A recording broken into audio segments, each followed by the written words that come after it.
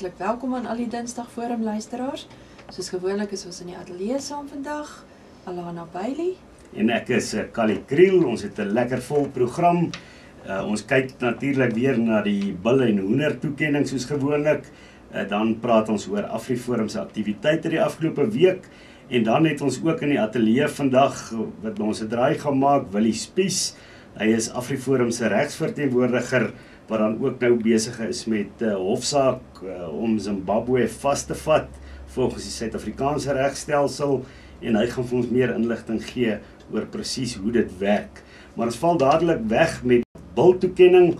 Alana, wie is hierdie week se bil? Kali, hierdie week se bil is dalk eintlik eers 'n kalfie, want dit is nou maar 'n begin van 'n lang proses waarop ons al lankal wag. Maar die biltoekenning gaan dan aan die Suid-Afrikaanse regering wat die afgelope Vrydag vir die heel eerste keer in die geskiedenis, kan ons maar eintlik sê, wegbeweeg het van hulle beleid van stille diplomatie en 'n protesnota aan die Zimbabwese regering gestuur het om protes te maak teen die besetting van plase van Suid-Afrikaanse burgers in Zimbabwe.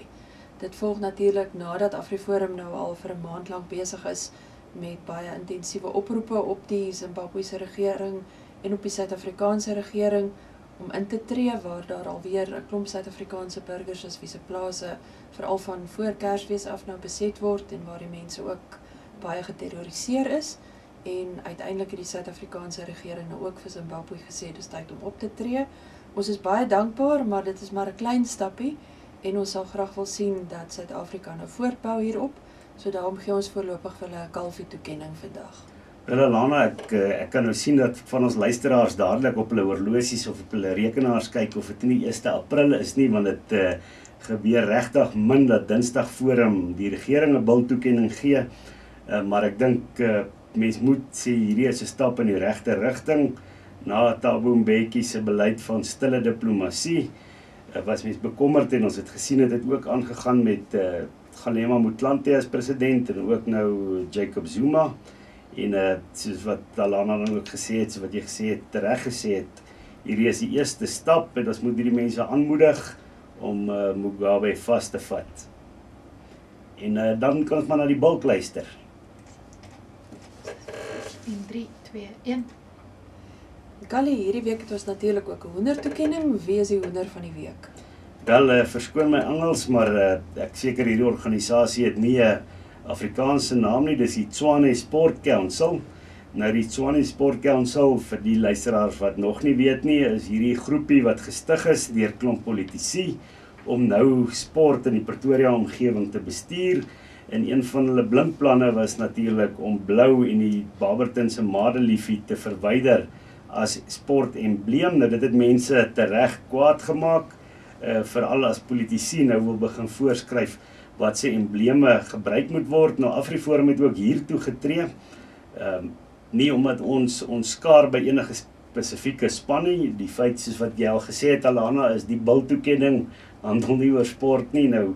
Maar ek dink in enige plek provinsie in die land wanneer politici vir sportmense gaan begin voorskryf, dan is dit belangrik dat AfriForum ingryp en ook die regering dwing om tradisies te erken en nie net alles in die nuwe bedeling te wil weggooi nie.